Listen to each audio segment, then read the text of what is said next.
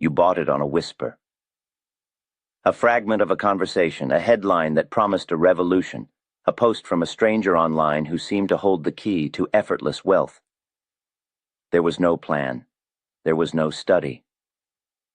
There was only the raw, intoxicating pull of hope, the vision of a single trade that would solve everything. You placed your capital not on an idea, but on a feeling. And now you sit watching the price move against you, a cold knot tightening in your stomach. You are no longer an investor. You are no longer a speculator. You have become a gambler at the great Wall Street casino, and the house is beginning to show its hand. The feeling is not one of calculated risk, but of a desperate prayer sent into the void. This is the most dangerous state a man can find himself in, for he has surrendered his intellect to the whims of chance. The line between speculation and gambling is not a fine one. It is a vast chasm, yet most traders cross it without ever realizing they have left solid ground. The gambler is driven by emotion. He is fueled by hope, greed, and the addictive thrill of uncertainty. He seeks action for action's sake. He buys a stock because it is moving, because he fears missing out, because someone told him it was a sure thing. His decisions are impulsive, his reasoning flimsy. He has no concept of an exit strategy beyond the vague dream of selling at the top. When the trade moves against him, he does not cut his loss. He doubles down, praying for a reversal. Hope becomes his only strategy, and hope is the most treacherous ally in this business. The gambler hands his fate to the market and asks for mercy. The market knows no mercy. A speculator, on the other hand, is a student of probabilities. He is a cold, calculating businessman. His every move is predicated on study and sound reasoning. He does not seek action. He seeks opportunity. He waits with immense patience for the market to present a scenario where the odds are tilted in his favor. He is not interested in the thrill. He is interested in the profit. He operates on principles, not on impulses. Before he ever enters a trade, he knows precisely where he will exit if he is wrong. This point is not an emotional surrender. It is a calculated business expense, a small price to pay for being incorrect. His decision to buy is not based on a tip or a headline, but on the testimony of the market itself. The story told by price and volume. He is not betting on a stock to go up. He is forming a hypothesis based on the evidence of the tape and risking a small, defined amount of capital to test that hypothesis. The speculator controls his emotions because his operation is not based on them. It is an intellectual pursuit. The gambler is a slave to his emotions, and this is why he is destined to pay for his education, often with his entire capital. I remember a time, early in my career, when the air was thick with talk of a certain industrial manufacturer, let's call it American Steel and Fabrication.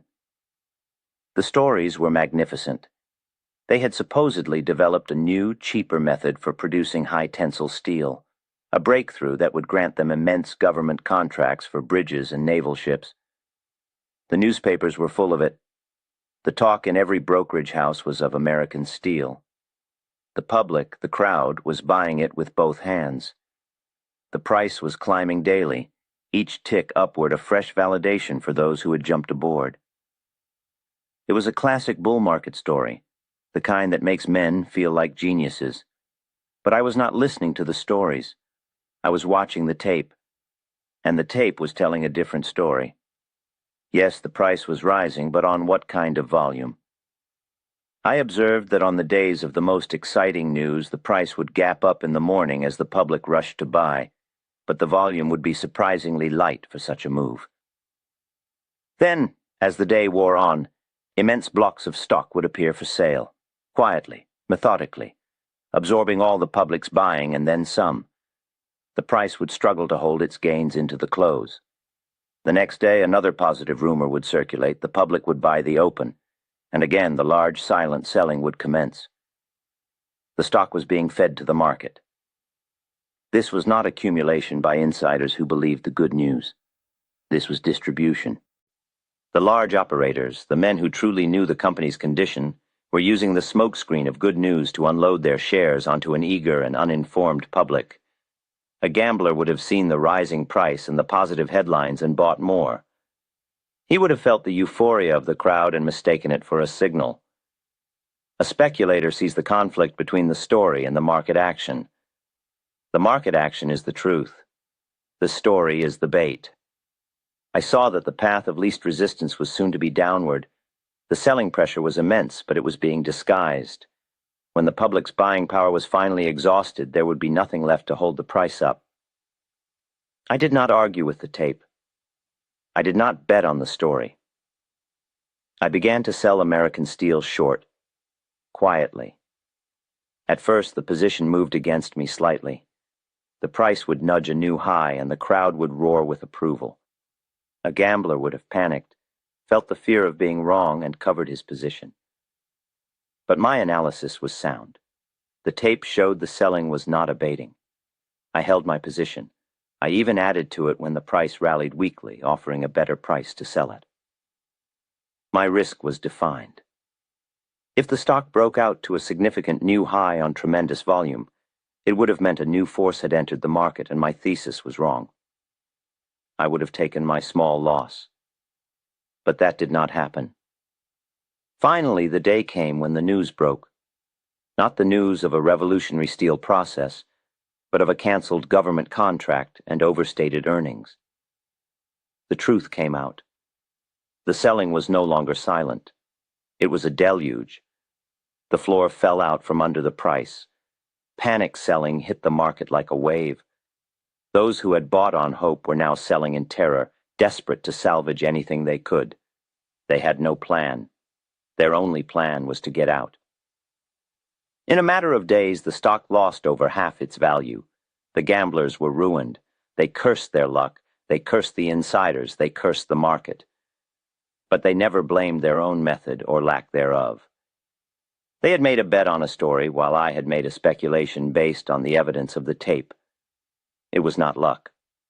It was work. Jesse Livermore, or Larry Livingston as he was known in print, consistently stressed that Wall Street extracts a heavy cost of instruction for every lesson learned the hard way. Fortunately, the core principles he developed to survive these expensive market penalties were captured for posterity by Edwin Lefebvre in the 1923 masterpiece, Reminiscences of a Stock Operator.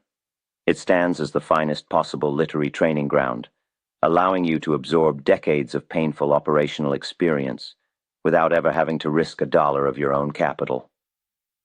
To ensure this timeless wisdom translates accurately to the modern, computerized arena, we advise seeking out the Max Davidson Annotated edition. Davidson's careful commentary is indispensable for bridging the gap between Livermore's era and ours. A link to this essential edition is provided in the description below. What I was doing back then, reading the flow of orders on the tape, was understanding the psychology of the market. I was identifying the footprints of the large, informed operators. This is the foundation of successful speculation, understanding why the price is moving. I give you the discipline and the mindset. But for the precise mechanics, exactly where, how, and when to execute the trade, you need the structure of Richard Wyckoff. He codified these principles of market action, turning the art of tape reading into a science. He gave names to the phases of accumulation and distribution. He developed a methodology that allows you to analyze a chart and see the battle between smart money and the public with startling clarity. I have left the link to his channel in the description below. Use it to complete your arsenal. My psychology combined with his methodology is a formidable weapon. Today the game is the same, only the arena has changed. The bucket shops are gone, replaced by glowing screens on your desk and in your hand. The ticker tape is now a digital chart, updating in milliseconds. The rumors are not spread by word of mouth in a brokerage. They are spread with lightning speed through social media, financial news networks, and forums where anonymity breeds confidence, both real and false. The temptation to gamble is greater than ever before. The access is instant. The noise is deafening. So how do you, the modern trader, ensure you are speculating and not gambling? You must erect a fortress of rules around your capital. Before you risk a single dollar on a position, you must be able to answer 4 questions with absolute clarity. First, what is my thesis? Why do I believe this stock is likely to move in my intended direction? And this thesis cannot be because it's going up or because I heard it's a good company. A speculative thesis must be based on the action of the market itself. For example, this stock has been in a quiet consolidation range for 6 months on decreasing volume. In the last 2 weeks, it has begun to move to the top of that range on a significant increase in volume. This suggests the stock has been absorbed by strong hands and is now ready to begin a markup phase. That is a thesis. It is impersonal, logical, and based on observable evidence from the chart. Second, where am I wrong? You must determine in advance the exact price point that invalidates your thesis. This is your stop loss. It is not a number you hope the price won't reach. It is the fire escape. It is the unemotional, predetermined point at which you admit your hypothesis was incorrect, and you exit the trade with a small, manageable loss. A speculator knows he will have losing trades. He treats them as the cost of doing business. A gambler has no stop loss because admitting he is wrong is too painful. He would rather risk a catastrophic loss than accept a small one. Third, where am I right? What is your price target? A trade without a profit objective is a journey without a destination. You must have an idea of where the stock is likely to go if your thesis proves correct.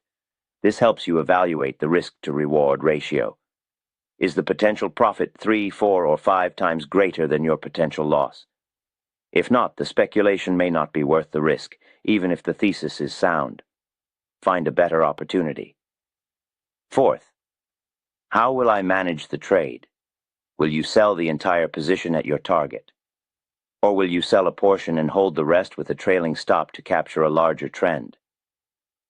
This is a matter of personal strategy, but it must be decided before you enter the trade when your mind is clear and objective.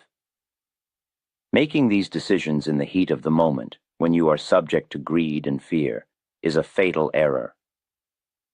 Let us apply this to a modern example. Consider a commodity, something like copper. The news is filled with stories of a global economic slowdown, and the price of copper has been falling for months. A gambler hears this and decides to short copper, or to buy an inverse fund. His thesis is, the economy is bad. It is a vague, narrative-driven idea. He has no clear stop-loss and no profit target. He is simply betting on the story continuing. A speculator looks at the chart of copper. He sees the long downtrend, but then he notices a change in character. The decline halts. For several weeks, the price trades sideways in a narrow range. The volume on down days begins to shrink, while the volume on up days begins to expand. The selling appears to be exhausted. A thesis forms. The smart money is absorbing the panic selling from the public, accumulating a large position in anticipation of a future price rise. The path of least resistance is shifting from down to sideways and may soon shift to up. His stop loss is placed just below the low of this new trading range. If the price breaks down from here, his thesis of accumulation is proven wrong.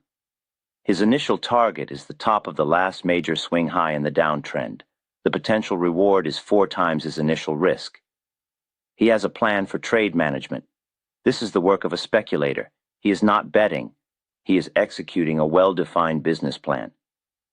Now, what if you find yourself in a trade and realize with a dawning sense of dread that you have been gambling? You bought on a tip, you have no stop loss, and the position is deep in the red. The first and most critical step is to halt the emotional damage. You cannot think clearly while you are drowning in hope and fear. You must force yourself to be objective. Analyze the position now, as if you were considering it for the first time. Forget what you paid for it. The market does not know or care about your entry price. Ask the 4 questions. Is there a valid speculative thesis for holding this position today? Can you identify a logical level for a stop loss based on the current chart structure? Is there a reasonable profit target that still offers a favorable risk-reward ratio from the current price? If the answer to any of these is no, you must exit the position immediately. Do not wait for it to come back to even. That is the gambler's prayer, and it is rarely answered. Taking the loss is the only correct business decision. It frees your capital, but more importantly, it frees your mind. The pain of the loss is the tuition fee you have just paid to the market. Do not let that lesson go to waste. Write down what you did wrong, why it was a gamble, and vow not to repeat the mistake. If, by chance, you can construct a valid speculative case for the position from its current state, then do so. Convert the gamble into a speculation. Set your hard stop loss. Define your target. Impose the rules that should have been there from the beginning. You may still end up taking a loss, but it will be a controlled, managed loss, not a chaotic surrender. You will have reclaimed control from your emotions and acted as a professional. The market is not a stage for your hopes and dreams. It is an arena of logic and discipline. It rewards preparation and punishes impulse. Every dollar you commit must have a purpose, a plan, and a predefined escape route.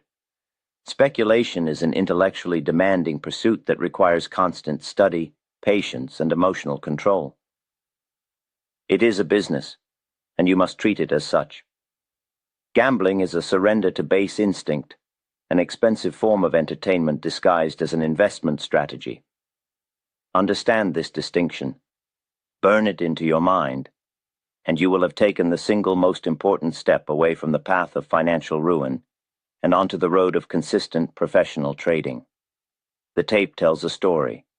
Learn to read it. Stay disciplined.